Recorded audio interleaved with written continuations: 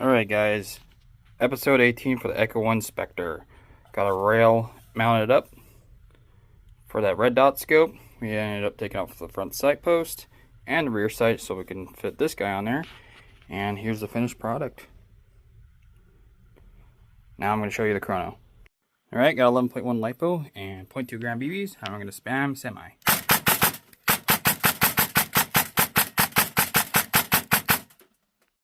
Alright, programmed binary.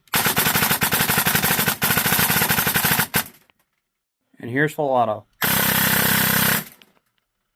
Damn. Help. And to finish things off, got the cosmetics working. Safety does work.